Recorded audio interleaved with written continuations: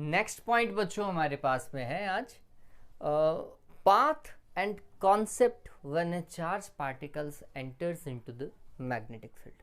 मतलब आपको ये देखना होता है कि अगर कोई चार्ज पार्टिकल मैग्नेटिक फील्ड के अंदर आ जाता है तो फिर उसका पाथ क्या होगा, जैसा वो आ रहा था वैसा ही जाएगा या उसका पाथ चेंज हो जाएगा, वो डेविएट होगा या फिर नहीं होगा, ये हम डिस्कस करेंगे। मतलब वो विक्षेपित हो जाएगा क्या अपने मेन या एक्चुअल डायरेक्शन से। देखिए एक सिंपल सा तरीका बताता हूं। लेट सपोज कीजिए कि कोई मैग्नेटिक फील्ड है, क्रॉस बना रखा है। क्रॉस का मतलब क्या हुआ, magnetic field is perpendicular to the surface and inward. और यूनिफॉर्म मैग्नेटिक फील्ड है। यूनिफॉर्म का मतलब आप सभी को पता होना चाहिए क्या बच्चों, यूनिफॉर्म का मतलब होता है हर जगह से एक जैसा, इक्वली डिस्ट्रीब्यूटेड। यूनिफॉर्म का मतलब मैं कुछ ऐसा ही समझता हूं और आपको भी ऐसा ही समझना चाहिए। देखिए तो ये यूनिफॉर्म मैग्नेटिक फील्ड है और लेट सपोज करो कि कोई charge particle, positive charge particle जो है वो इसमें एंटर कर जाता है इस डायरेक्शन के अंदर, कुछ ऐसा पॉजिटिव चार्ज पर, या तो ऐसा आ सकता है या फिर मैं वैसे इसको इस तरफ ले लेते हैं, उस तरफ डायरेक्शन नहीं है मेरे पास में, बोर्ड की कैपेबिलिटी नहीं है। ऐसा आया चार्ज पार्टिकल का वेलोसिटी का डायरेक्शन ये, ठीक है। मैग्नेटिक फील्ड परपेंडिकुलर इनवर्ड है, मैग्नेटिक फील्ड परपेंडिकुलर इनवर्ड है। चार्ज पार्टिकल जो है वो ऐसा आ रहा है, इसके ऊपर फोर्स कौन सी डायरेक्शन में लगेगा, तो समझिए मैग्नेटिक फील्ड कैसा है, अंदर की ओर है। तो राइट हैंड लिया, राइट हैंड के अंदर थप्पड़ का नियम याद है, थप्पड़ वाला नियम आप लगा सकते थे। तो हमने बोला कि थप्पड़ वाले नियम से अगर आप जाएं तो आपने देखा कि मैग्नेटिक फील्ड कहाँ की ओर है, अंदर की ओर है। मोशन कहाँ की ओर है, ऊपर की ओर है। तो फिर ये फोर्स कहाँ की ओर फील करेगा, इस तरफ। तो ये कुछ ऐसा जाएगा, ठीक है। ये कैसा जाएगा, ये चार्ज पार्टिकल कुछ ऐसा जाएगा इस तरफ, फोर्स इस तरफ लगेगा इसके ऊपर, इस तरफ फोर्स लगा तो फिर मोशन ऐसा जा रहा था, फोर्स इधर लग रहा है तो फिर घूम जाएगा। कौन से की बात कर रहे हैं, पॉजिटिव चार्ज पार्टिकल की बात कर रहे हैं। वापस से थोड़ा समझिए, हम बोल रहे हैं मैग्नेटिक फील्ड ऐसा परपेंडिकुलर इनवर्ड है, चार्ज पार्टिकल की डायरेक्शन थंब से, तो फिर थप्पड़ कहाँ की ओर लगा, इस तरफ ही लगेगा थप्पड़, मतलब फोर्स इस तरफ लगेगा। तो ऐसा जा रहा था फोर्स इस तरफ, तो घूम गया इस तरफ, ठीक है। लेकिन किसके लिए बात करी, पॉजिटिव चार्ज के लिए। अगर यही नेगेटिव चार्ज होता तो फिर डायरेक्शन क्या होती, तो हमने बोला काम सबसे पहले कैसे सोचो, पॉजिटिव के लिए ही सोचो। पॉजिटिव के अंदर वेलोसिटी की डायरेक्शन ऐसी ऊपर की ओर, मैग्नेटिक फील्ड अंदर की ओर, मैग्नेटिक फील्ड अंदर की ओर, मोशन ऊपर की ओर। पॉजिटिव पे लगता फोर्स इस तरफ, तो नेगेटिव पे फोर्स लगता अपोजिट डायरेक्शन में, ऐसा घूमता वो, ठीक है। तो कुल मिलाकर के हमने देखा कि अगर कोई चार्ज पार्टिकल मैग्नेटिक फील्ड के अंदर आता है तो ये चांसेस हैं कि वो अपने एक्चुअल पाथ से क्या हो सकता है, डेविएट हो सकता है। बात समझ में आई, वो अपने एक्चुअल पाथ से डेविएट हो सकता है। लेकिन डेविएट होने के लिए कंडीशन लागू हो रही है। क्या कंडीशन लागू हो रही है वो समझिए। कंडीशन ये थी कि मैग्नेटिक फील्ड और मोशन, मैग्नेटिक फील्ड और मोशन दोनों एक दूसरे से परपेंडिकुलर थे, उनके मिड का जो एंगल था वो 90 डिग्री था, इसलिए फिर वो चेंज हो गया। अगर एंगल 0 या 180 होता तो तब क्या करते, चलिए तो शुरुआत से शुरू करते हैं इस चीज को। सबसे पहला scenario, condition 1, case first. Case first, case first when theta is equals to 0 degree और 180 डिग्री, ठीक है।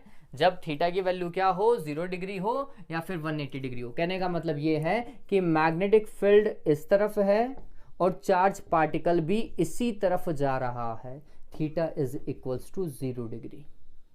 मैग्नेटिक फील्ड इस तरफ है, चार्ज पार्टिकल अपोजिट डायरेक्शन में जा रहा है, दोनों के मिड का एंगल 180 डिग्री।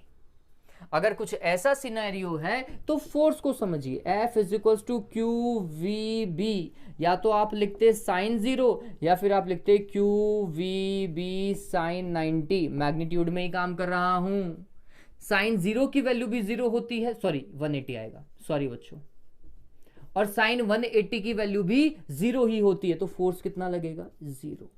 कहने का मतलब यह है कि अगर कोई चार्ज पार्टिकल मैग्नेटिक फील्ड की डायरेक्शन में ही जाता है, मैग्नेटिक फील्ड की डायरेक्शन में या अपोजिट डायरेक्शन में जाता है तो फिर उस पर लगने वाला मैग्नेटिक फोर्स जीरो होता है। इसका मतलब मैग्नेटिक फोर्स उसके ऊपर कोई काम ही नहीं कर रहा है, काम तो पहले भी नहीं कर रहा था, वर्क तो जीरो ही होता है।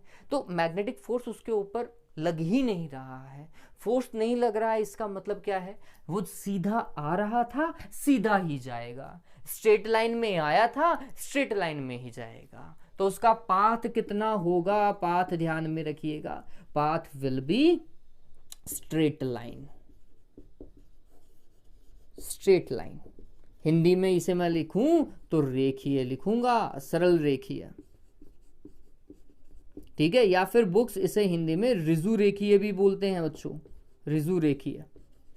उसके पाथ के ऊपर, उसके गति के पथ के ऊपर कोई चेंजेस नहीं आएगा, there will be no effect on the path, ठीक है। आगे देखिए, ये इंपॉर्टेंट केस है जो मैं आपको समझा रहा था, केस सेकंड। अगर मैग्नेटिक फील्ड जो है वो ऐसा हो, परपेंडिकुलर इनवर्ड हो या परपेंडिकुलर आउटवर्ड भी हो सकता था।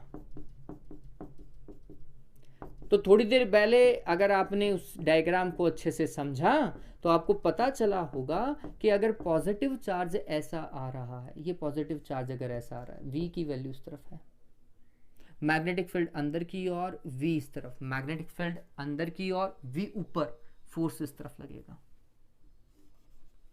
ये फोर्स का डायरेक्शन है, ठीक। इस तरफ फोर्स लगने के कारण ये चार्ज पार्टिकल जो सीधा जा रहा था वो मूव कर जाता है और फिर उसका पाथ आपको ऐसा देखने को मिलेगा।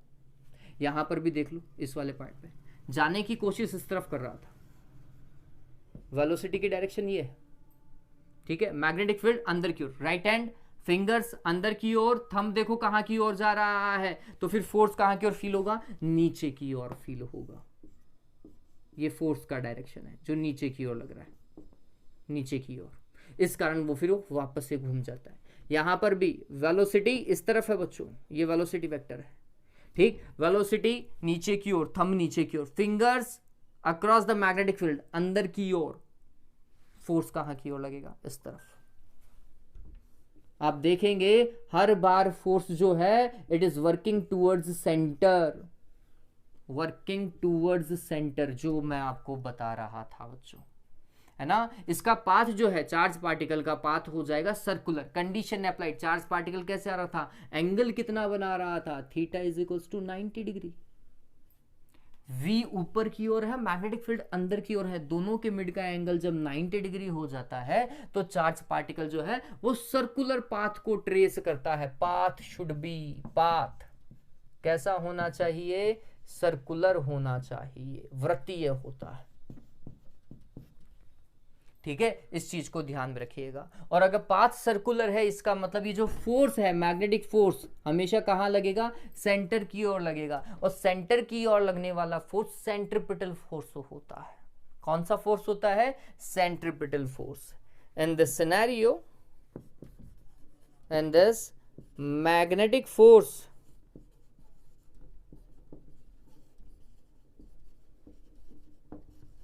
will act as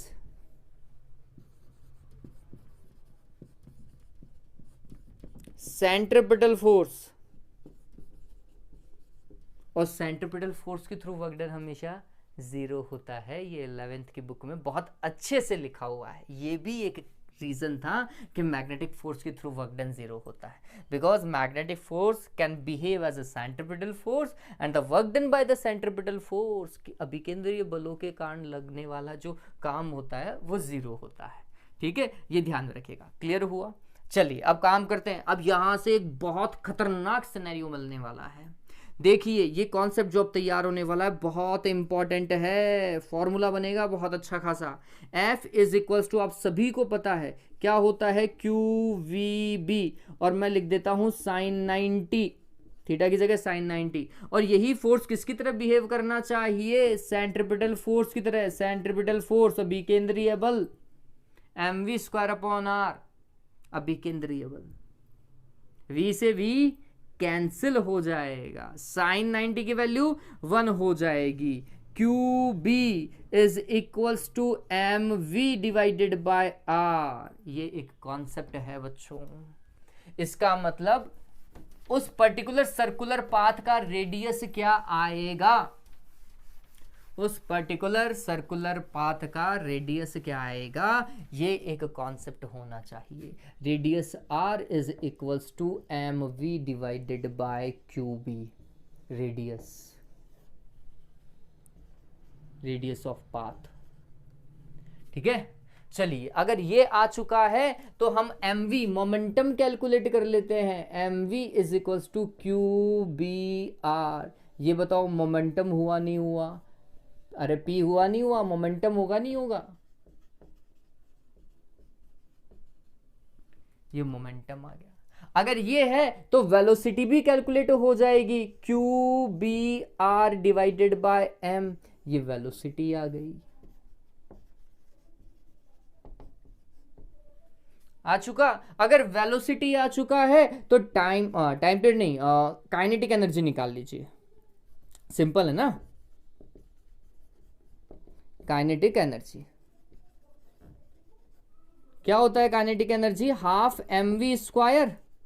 अरे होता है नहीं होता, हाफ ऐसा का ऐसा, एम ऐसा का ऐसा, वी स्क्वायर देखिए, Q square, B square, R square divided by M square. M से एम कैंसिल, काइनेटिक एनर्जी की वैल्यू मिलेगी half Q square B square R square divided by M. ये काइनेटिक एनर्जी आ गई। ठीक है, काइनेटिक एनर्जी आने के बाद में बहुत सारी चीजें निकाल सकते हैं। टाइम पीरियड देखिए, टाइम पीरियड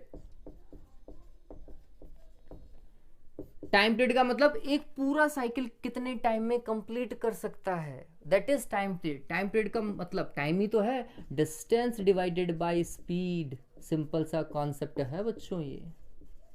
डिस्टेंस, एक पूरे चक्कर में कितना डिस्टेंस ट्रेवल करेगा कोई भी particle, 2 pi R, speed v। इस फॉर्मूले को देख करके लगता है कि time period is dependent on radius and velocity, जबकि ऐसा होता नहीं है। अब भी प्रूव कर देते हैं। चलिए 2 पाई डिवाइडेड बाय v, ऐसा का ऐसा रहने दीजिए। r की value M we divided by Q P, v से v कैंसिल, तो ये हो जाएगा 2 pi m divided by Q P, that is time period. ये टाइम पीरियड है। फ्रीक्वेंसी,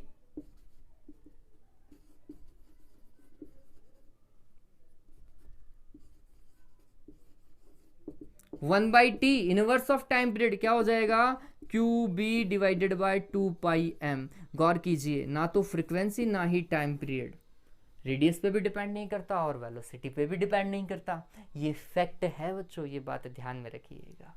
ठीक है, और इसी फैक्ट के ऊपर साइक्लोट्रॉनिक डिवाइस बना हुआ है, जिसमें जो चार्ज पार्टिकल का जो टाइम पीरियड है ना, वो डिपेंड नहीं करता इन दोनों क्वांटिटी के ऊपर।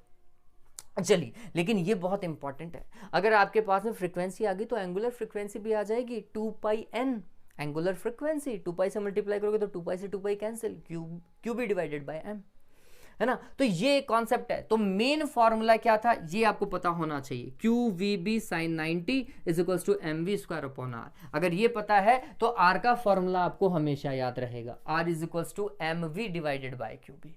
और अगर वो पता है तो फिर इनमें से ऐसा कोई भी फॉर्मूला नहीं है जो आप कैलकुलेट ना कर सकें।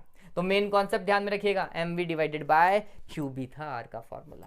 पाथ कैसा होगा अगर 90 डिग्री से आता है, सर्कुलर होगा, दिमाग में रहेगा ये। पाथ सर्कुलर है, फोर्स मैक्सिमम लगने वाला है, सेंट्रीपिटल फोर्स की तरफ बिहेव करेगा magnetic force, radius will be M we divided by Q B. अगर वो पता है तो सारे फॉर्मूले आएंगे और उनके ऊपर हम क्वेश्चंस भी करेंगे। ठीक है, जल्दी से उतार लीजिए, जल्दी से उतार लीजिए, स्क्रीनशॉट लो। हाँ भाई, स्क्रीनशॉट ले लिया था। अब देखो, अब नेक्स्ट और लास्ट पैटर्न बच्चों, इस वाले पैटर्न के अंदर अब हमारा जो चार्ज है वो ना तो 0 डिग्री से एंटर हो रहा है ना ही 90 डिग्री से एंटर हो रहा है। तो फिर कैसे? तो ये लास्ट कंडीशन है, सी कंडीशन। मैं इस चीज़ को लिख सकता हूँ। तो हमने बोला कि एक ऐसी कंडीशन है जिसमें थीटा की जो वैल्यू है that is less then 90 but it is more than 0। Charge जो है वो शायद 10 डिग्री से एंटर कर सकता था, शायद 2 डिग्री से एंटर कर सकता था, ये भी पॉसिबल है 85 डिग्री से एंटर कर सकता था, ये भी पॉसिबल है शायद वो 89 डिग्री से एंटर कर सकता था, ये भी पॉसिबल है, वो शायद 25 डिग्री से एंटर कर सकता था। मतलब 0 को छोड़ दो और 90 को छोड़ दो, इसके बीच में जितने भी एंगल्स हैं, अगर इन एंगल्स से चार्ज एंटर करता है तो फिर उसका पाथ क्या होगा, ठीक है, उसका टाइम पीरियड कितना होना चाहिए, वो अपन को कैलकुलेट करना है। ठीक है, चलिए तो डायग्राम को थोड़ा तरीके से समझते हैं। वो कुछ ऐसा बोल रहा है कि ये ऐसा मानिए, ये मैग्नेटिक फील्ड बना रहा हूं मैं,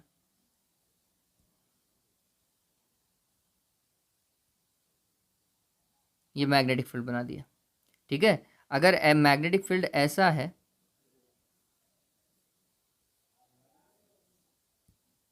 और कोई चार्ज जो है वो कुछ इस तरीके से आ रहा है, चार्ज जो है वो यहां से आया कुछ यूं, ठीक है, चार्ज ने कुछ ऐसा एंटर किया, एक मिनट, अगर चार्ज ऐसा एंटर कर रहा है बच्चों थीटा एंगल के साथ में, कितने एंगल के साथ में, थीटा एंगल के साथ में अगर चार्ज एंटर कर रहा है, तो गौर कीजिए उसका वेलोसिटी का इनिशियल डायरेक्शन तो ये था, है ना, वेलोसिटी इस तरफ जा रही थी। तो इस वेलोसिटी के बच्चों दो कंपोनेंट हैं इस बार, एक वेलोसिटी का कंपोनेंट जो है वो मैग्नेटिक फील्ड की डायरेक्शन में जा रहा है, इस वाले को मैं बोलूंगा वी पैरेलल, ठीक है, और एक कंपोनेंट जो वेलोसिटी का है बच्चों वो जा रहा है मैग्नेटिक फील्ड के परपेंडिकुलर, इसको बोलेंगे वी परपेंडिकुलर कंपोनेंट। ठीक है, ये बात ध्यान में रखना, ये दो कंपोनेंट हो गए वेलोसिटी के, अब एक ही कंपोनेंट नहीं है, दो कंपोनेंट है। अब ये भाई साहब ये जो वी पैरेलल है ना बच्चों, ये कौन सा मैग्नेटिक फील्ड है, कॉस का कंपोनेंट होगा या साइन का, सोचो। मैं आपको हमेशा एक ही ट्रिक बोलता हूँ, थीटा से कनेक्टेड कंपोनेंट हमेशा कॉस का होता है, इसका मतलब वी पैरेलल जो होगा वो वी कॉस थीटा होगा, और जो थीटा से कनेक्टेड नहीं है, थीटा से कनेक्टेड नहीं है ये वाला कंपोनेंट साइन का होगा, तो ये वी साइन थीटा होगा। ये कौन सा है, वी साइन थीटा, ध्यान में रखिएगा। ठीक है, चलिए तो अब यहाँ पर हमारे पास में जो टास्क है उसके अंदर जो चीज़ हमें पता होनी चाहिए वो कुछ ऐसी है, मैंने लिखा v parallel is equals to v cos theta, बताओ ठीक है, एक मिनट, ये हट जाएगा, ऑल राइट, अब इसको चेंज नहीं कर सकते,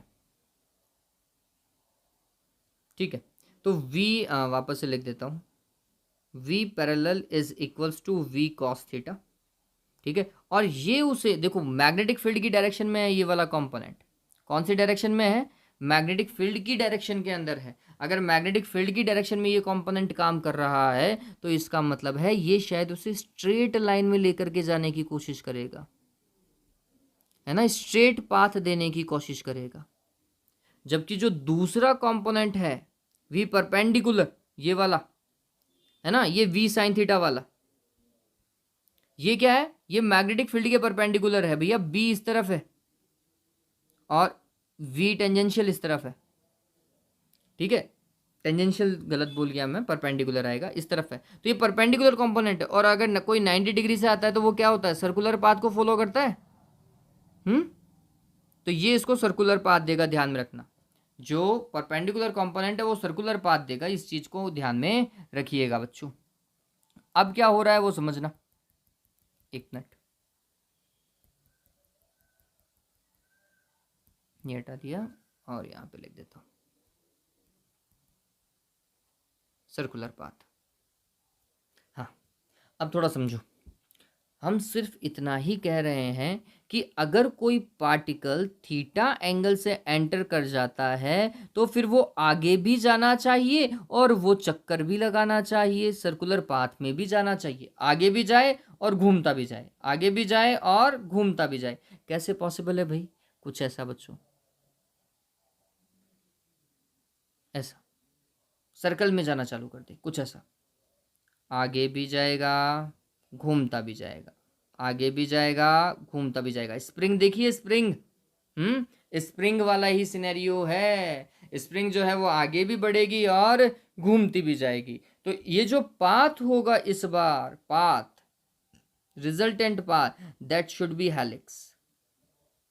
ये कैसा पाथ है, हेलिक्स पाथ है। तो इस बार के लिए ध्यान में रखिएगा, पार्टिकल का जो पाथ होगा that should B helical, books में या तो हेलिकल लिखा हुआ होता है या हेलिक्स लिखा हुआ होता है, हिंदी में लिखूं तो सर्पिलाकार।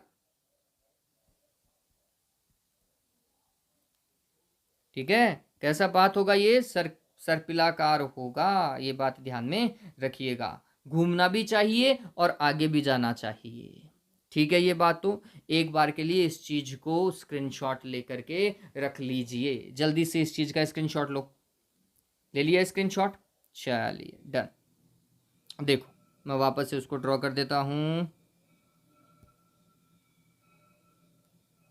कुछ ऐसा v वेलोसिटी से आया तो वो घूमा भी ऐसा, और इसके दो कंपोनेंट थे, एक v cos थीटा वाला इस डायरेक्शन में था और v sin थीटा वाला इस डायरेक्शन में था। ठीक है, इसको अपन ने बोला था v पैरेलल और इसको बोल रहे थे v परपेंडिकुलर। ठीक है, चलिए काम करना चालू करते हैं बच्चों। जो हमारा टास्क है वो चालू करते हैं। पहले तो ये देखो कि भैया अगर ये घूम रहा है, ये सर्किल बना रहा है, यहाँ पे ये दिखाई दे रहा है, ये चीज़ दिखाई दे रही है यहाँ पर। ये जो चीज़ है जो उसमें वो सर्किल बना रहा है, इस सर्किल का कुछ ना कुछ तो रेडियस होगा, होगा नहीं होगा? वो रेडियस कैसे कैलकुलेट करेंगे? तो हमने बोला कि ये घुमाने वाला जो टास्क था ना, ये घुमाने वाला टास्क, ये घुमाने वाला टास्क सिर्फ और सिर्फ इस कंपोनेंट ने किया है बच्चों, परपेंडिकुलर कंपोनेंट ने। इसके अलावा और कोई कंपोनेंट नहीं था।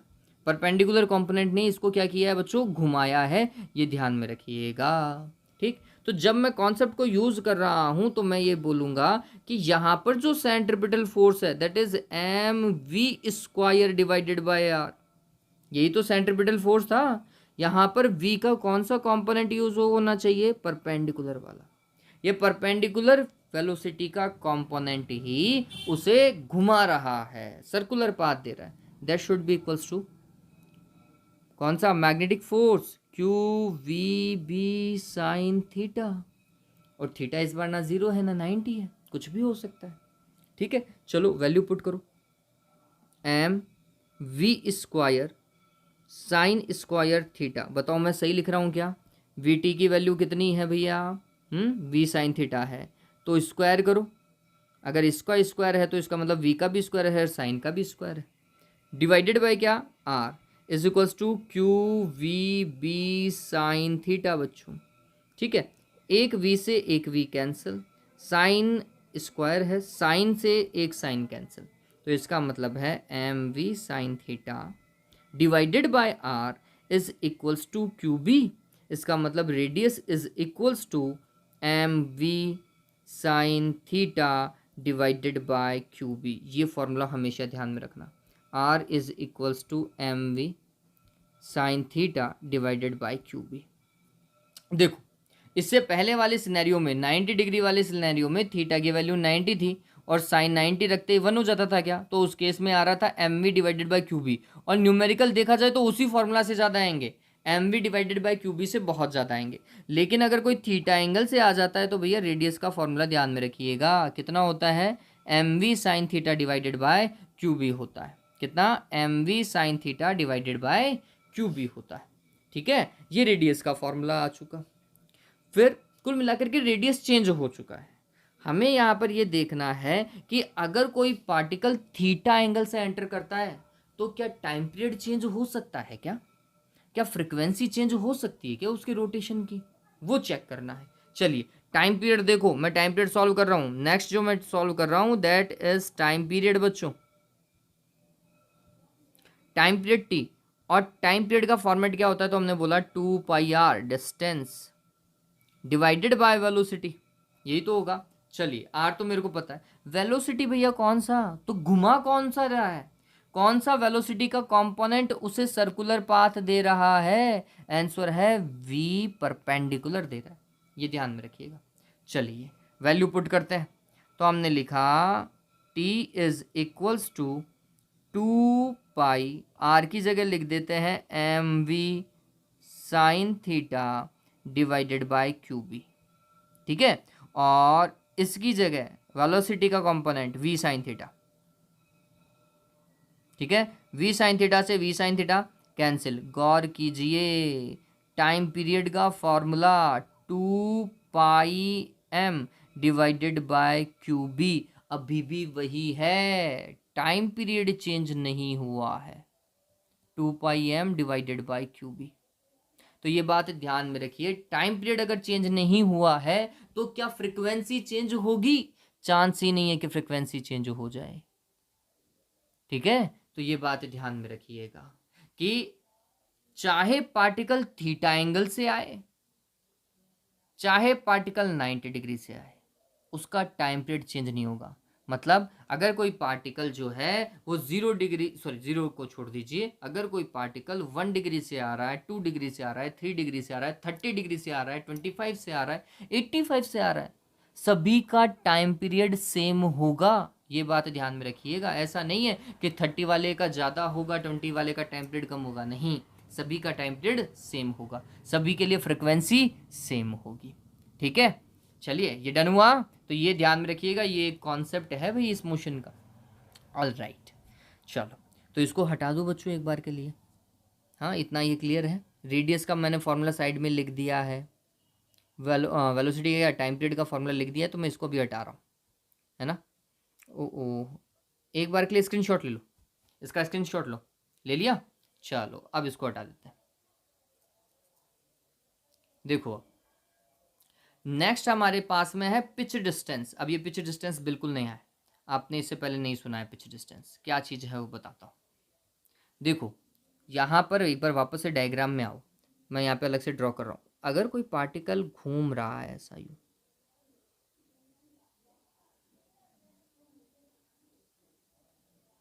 ऐसा घूमता हुआ जा रहा है, तो घूमता हुआ जा रहा है तो वो एक्स डायरेक्शन में भी तो कोई ना कोई डिस्टेंस ट्रेवल कर रहा है एक रोटेशन के अंदर।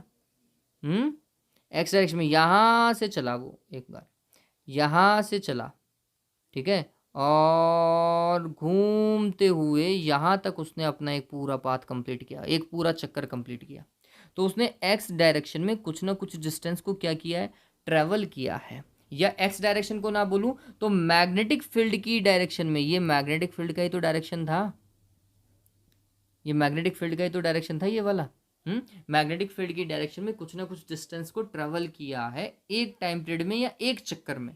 ठीक है, उस पर्टिकुलर डिस्टेंस को ही पिच डिस्टेंस बोलते हैं। पिच डिस्टेंस हिंदी में बोलते हैं इसको चूड़ी खनन घन अंतराल। अरे खनन घन नहीं लिखना है, ठीक है, चूड़ी अंतराल ये बोलते हैं। The distance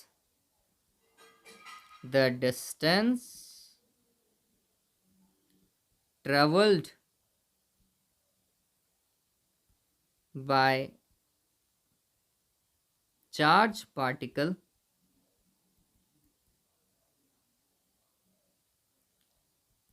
into the direction of magnetic field in one time period। ठीक है, एकांक समय अंतराल के अंदर किसी आवेशित कण द्वारा चुंबकीय क्षेत्र की दिशा में तय की गई दूरी क्या कहलाता है, चूड़ी अंतराल कहलाता है। चलो काम करते हैं। तो हमने देखा ये एक तरीके की डिस्टेंस ही है, और कौन सी डायरेक्शन में, मैग्नेटिक फील्ड की डायरेक्शन में। मैग्नेटिक फील्ड की डायरेक्शन में वेलोसिटी का कौन सा कंपोनेंट था, वी पैरेलल वाला। तो हमने बोला distance is equals to speed into time, है ना, एक टाइम पीरियड में कितना ट्रेवल कर रहा है वो, ये तो है।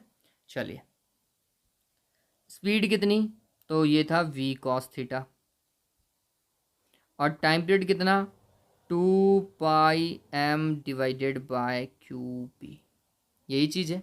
अब इसे सॉल्व करना बहुत इंपॉर्टेंट है। ऐसे तो हो चुका, ये बिल्कुल सही है, यहाँ तक काम किया बिल्कुल ठीक है, लेकिन इसको थोड़ा सा और सॉल्व कर लेते हैं।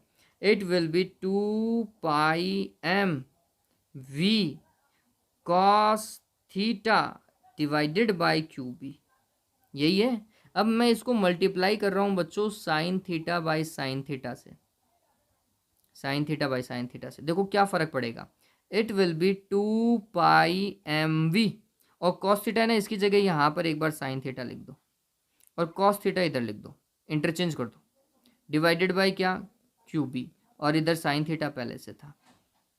गौर कीजिए, M V sine theta divided by Q B को, क्या रेडियस, देखो रेडियस का फॉर्मूला ऊपर लिखा हुआ है, दिखाई दे रहा है, यही होगा ना, लिख दूँ क्या, चलिए तो फिर हमने लिखा ये y जो है, y is equals to 2πr radius, और cos theta divided by sine theta क्या होता है, कॉट थीटा होता है, 2πr कॉट थीटा, और कॉट थीटा को 1/tan थीटा लिख सकते हैं क्या, तो इसका एक और फॉर्मूला है 2πr divided by tan theta, ध्यान में रखना, ठीक है। ये क्या है, पिच डिस्टेंस है, ये पिच डिस्टेंस, ठीक, डन हुआ।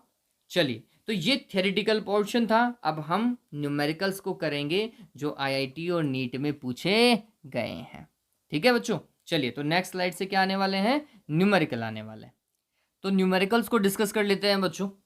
और न्यूमेरिकल हमेशा की तरीके से सिंपल ही होते हैं, कभी न्यूमेरिकल टफ नहीं हुआ है, थोड़ा बहुत कॉन्सेप्चुअल हो सकता है, वो समझने का दृष्टिकोण है, बस हमारा पैटर्न जो है वो पॉजिटिव होना चाहिए, है ना, सोचने का तरीका हमेशा पॉजिटिव ही रखिएगा।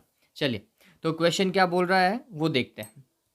क्वेश्चन ये है, a proton, a neutron and an alpha particle have the same kinetic energy, are moving in circular trajectories in a constant magnetic field.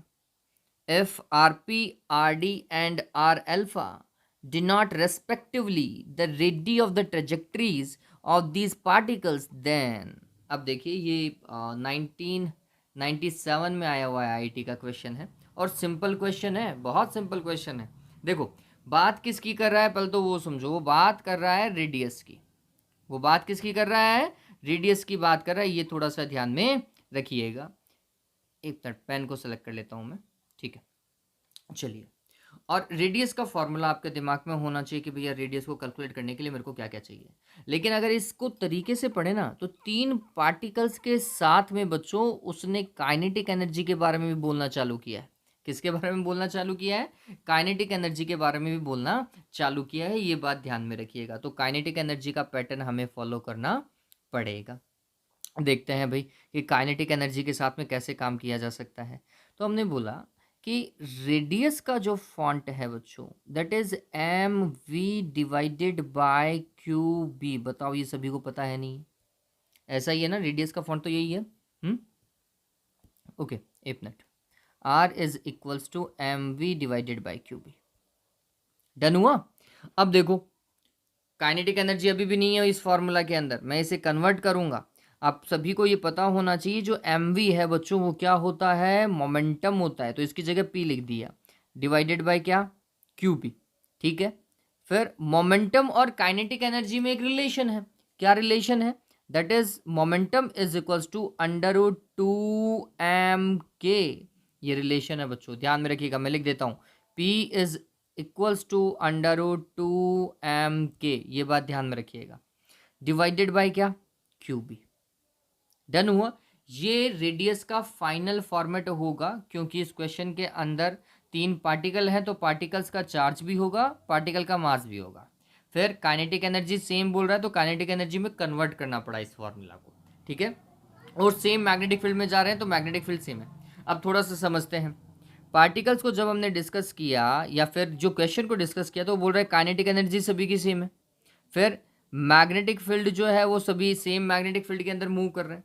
इसका मतलब पार्टिकल्स का रेडियस, मतलब जिस पाथ में वो मूव कर रहे हैं वो रेडियस जो है वो डिपेंडेंट कौन सी क्वांटिटीज़ के ऊपर है, वो डिपेंडेंट है मास पर और वो डिपेंडेंट है चार्ज पर, ये बात ध्यान में रखिएगा। इन दो क्वांटिटीज़ के ऊपर वो डिपेंडेंट है।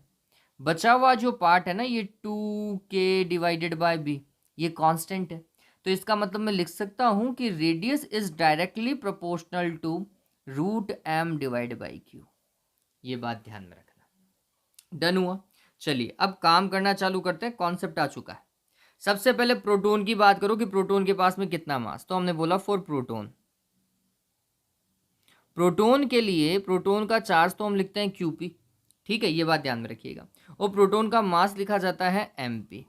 तो अगर मैं प्रोटॉन के लिए रेडियस को लिखता तो मैं लिखता r of proton is directly proportional to root mp divided by qp। बताओ बच्चों, इसमें कोई दिक्कत है क्या? ये तो सिंपल था। चलिए आगे चलते हैं। अब प्रोटॉन के बाद में है वो बात कर रहा है ड्यूटेरॉन की, ठीक है, और ये सिंपल है ड्यूट्रॉन के लिए।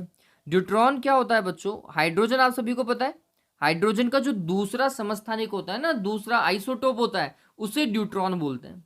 अब यहाँ पर अगर चार्ज की बात करें, ड्यूट्रॉन के चार्ज की बात करें, जैसे QD लिखता हूं मैं, वो प्रोटॉन के चार्ज के बराबर ही है क्योंकि एटॉमिक नंबर 1 है। जबकि मास जो है वो एटॉमिक मास नंबर से देखोगे तो हम बोलेंगे mass of deuteron is equals to twice of mp, है ना। तो अब अगर इसके लिए रेडियस की बात की जाती, किसके लिए? ड्यूट्रॉन के लिए रेडियस की बात की जाती, तो ड्यूट्रॉन का रेडियस डायरेक्टली प्रोपोर्शनल होता रूट m। रूट m मतलब ड्यूट्रॉन का मास। ड्यूट्रॉन का मास कितना? √2mp बच्चों, डिवाइडेड बाय चार्ज तो अभी भी QP ही, ठीक है। फिर आगे चलिए, ये हो गया किसके लिए? ड्यूट्रॉन के लिए। अब आगे चलते हैं for alpha particle. For alpha particle, alpha particle के लिए कैसे काम होगा? अल्फा पार्टिकल को बच्चों हम बोलते हैं 2He4। हीलियम का जो न्यूक्लियस होता है ना बच्चों, वो अल्फा पार्टिकल होता है। इसका मतलब अगर हम चार्ज की बात करते हैं अल्फा पार्टिकल की, that will be twice of proton. Proton के चार्ज का दुगना है। और अगर मास की बात करते हैं तो एटॉमिक मास नंबर देखो इसका 4 है, तो 4 टाइम्स ऑफ प्रोटॉन। क्लियर है? अब इसका रेडियस देखो बच्चों, तो radius of alpha particle, sorry radius of alpha particle नहीं, radius of path of alpha particle should be proportional to किसके होगा बताओ? मास देखो 4 mp आएगा और चार्ज देखो 2 QP आएगा। थोड़ा सा सॉल्व कर लो, थोड़ा सा सॉल्व कर लो इसको, तो ये क्या होगा? R alpha is directly proportional to 4 को बाहर निकाल तो 2 आएगा, क्या?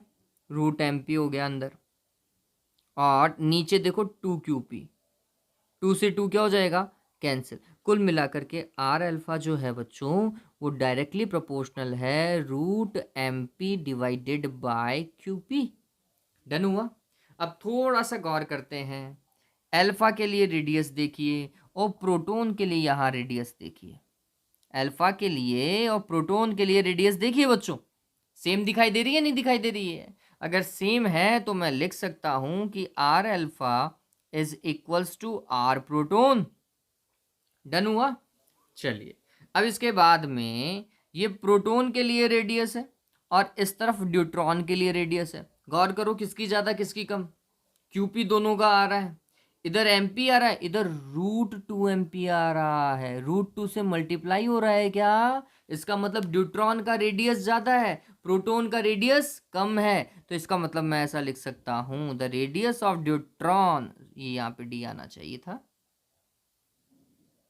The radius of deuteron is more than proton, या radius of proton is less than deuteron.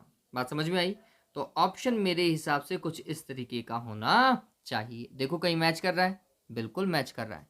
First option देखिए बच्चों, ए वाला, R alpha is equals to R proton and it is less than radius of deuteron. Alright, तो clear हुआ? ये question simple था, अच्छे से पढ़ोगे तो आसानी से हो भी जाएगा। ठीक है, चलिए आगे वाले क्वेश्चन की तरफ मूव करते हैं बच्चों। अब ये क्वेश्चन क्या है वो समझो, सिंपल सा क्वेश्चन है। क्या बोल रहा है?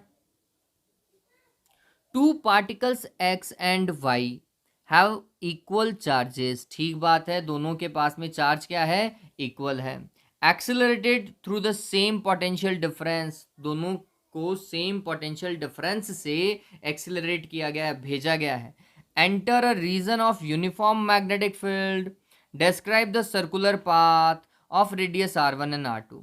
आपको क्या बताना है? उनका पाथ सर्कुलर ही है और एक का रेडियस R1 है, दूसरे का रेडियस R2 है। ठीक है, बस आपको क्या कैलकुलेट करना है? Ratio of the mass of X to the Y, ये आपको कैलकुलेट करना है, आपको सिर्फ और सिर्फ उनके मास का रेशियो कैलकुलेट करना है। और कौन सा ऑप्शन है वो आपको चूज करना पड़ेगा, इनमें से ऑप्शन को चूज करना पड़ेगा कि भैया इनमें से कौन सा सही है और कौन सा गलत है। चलो सिंपल है बच्चों। पहली बात, अभी तक मैंने जो आपको फॉर्मूले बताए हैं उनमें कहीं पर भी पोटेंशियल डिफरेंस नहीं था।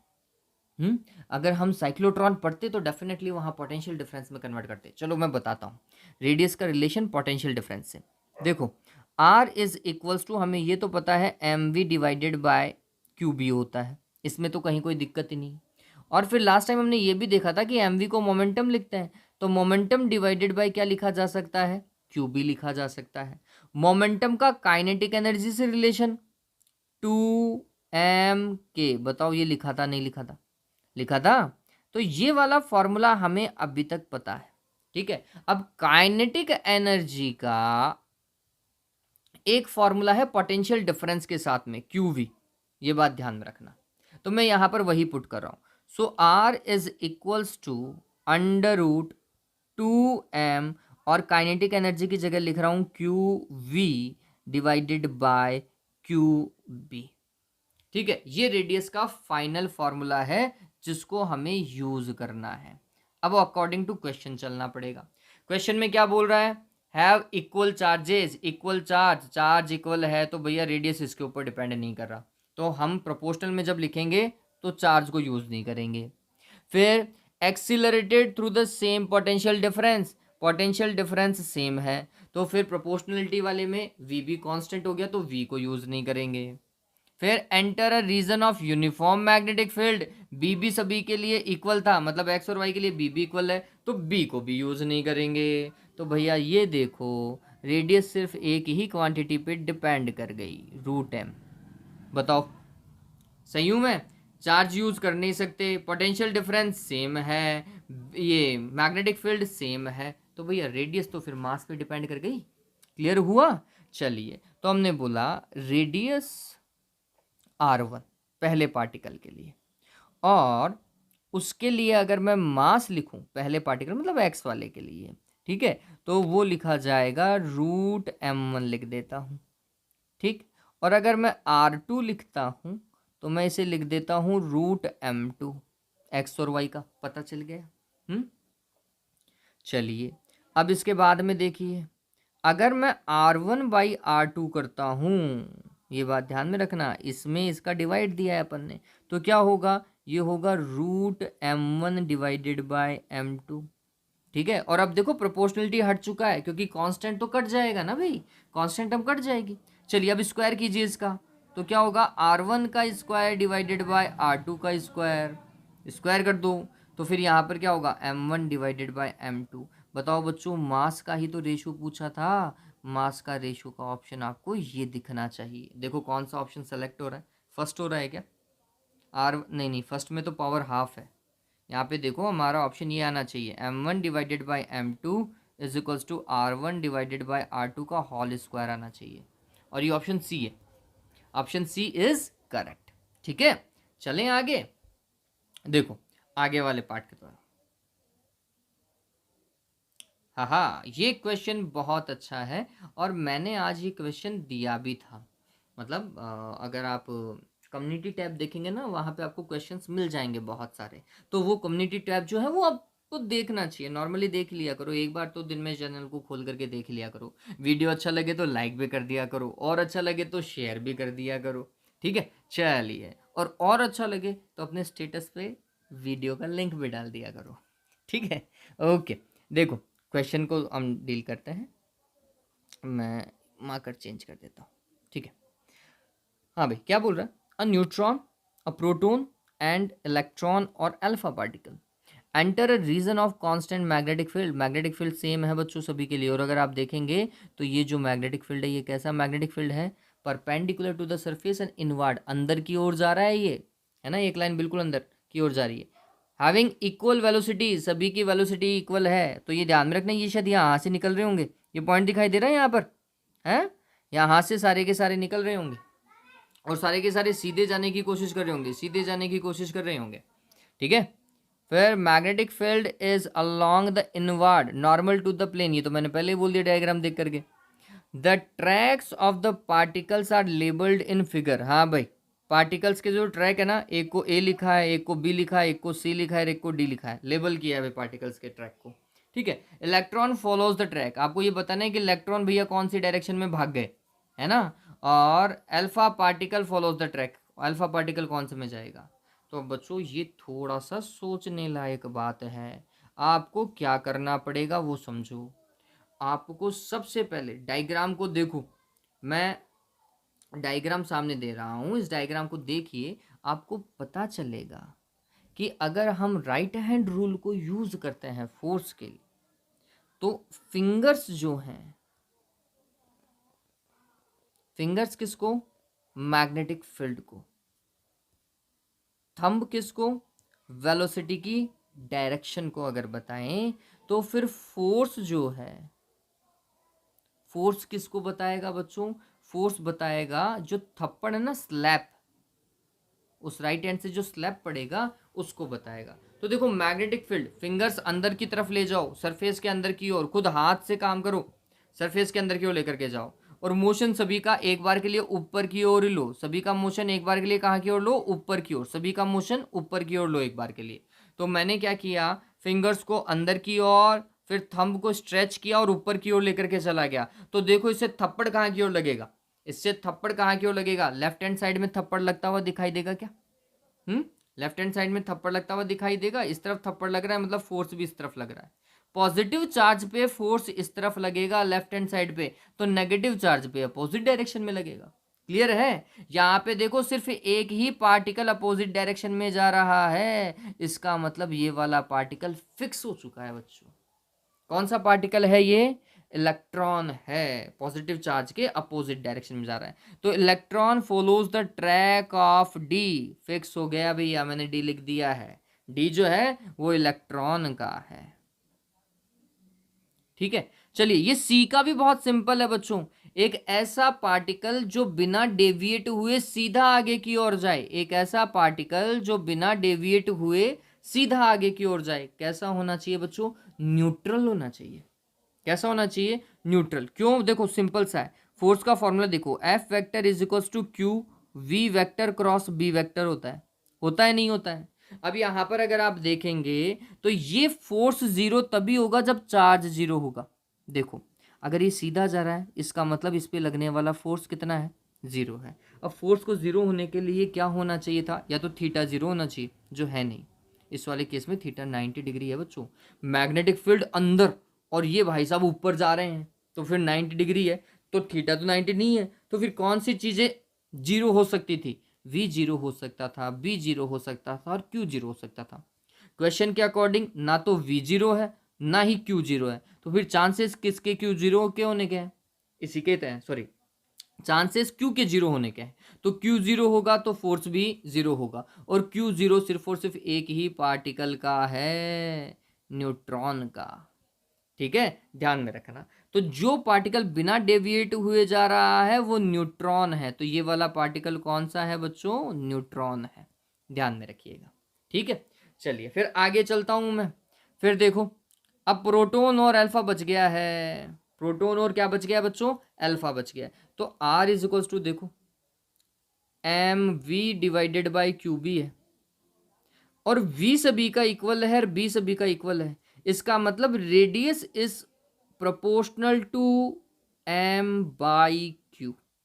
डन है, चलो प्रोटॉन के लिए काम करो। प्रोटॉन के लिए अगर हम लिखें तो मैं लिखता m P divided by Q p, और अल्फा के लिए अभी थोड़ी देर पहले आप सभी को पता होगा अल्फा का जो मास होगा वो 4 टाइम्स ऑफ प्रोटॉन होगा, है ना, और जो चार्ज होगा वो ट्वाइस ऑफ प्रोटॉन होगा। तो इसे काटोगे तो 2 आएगा क्या, तो R alpha is proportional to twice of M P divided by Q P. गौर कीजिए, आर अल्फा की वैल्यू और क्यू सॉरी आर प्रोटॉन की वैल्यू कौन सा ज़्यादा है, मेरे हिसाब से अल्फा वाला ज़्यादा है। अगर अल्फा ज़्यादा है तो इसका कर्वेचर भी ज़्यादा होगा, कर्वेचर ज़्यादा है, इसका मतलब ये जो बी वाला पार्ट है ना बच्चों, ये बी वाला तो है अल्फा के लिए, और ए वाला जो है वो किसके लिए, प्रोटॉन के लिए, इसका रेडियस कम है। ठीक है, तो चलिए alpha particle follows the track B, proton follows the track A and neutron follows the track C. समझ में आया? सिंपल क्वेश्चन था, टिपिकल क्वेश्चन नहीं है ये, अच्छा सवाल है। आगे देखिए, आगे नेक्स्ट बहुत सारे क्वेश्चंस यहाँ पर दिए हुए हैं और ये क्वेश्चन मैं चाहूँगा कि आप सभी खुद करें। वापस से बोल रहा हूँ बच्चों, इन क्वेश्चंस की प्रैक्टिस करो जितना हो सके। जितने क्वेश्चन मैं दे रहा हूँ एक बार के लिए इनकी प्रैक्टिस कीजिए, आपको चीज़ें धीरे धीरे समझ में आने लगेगी।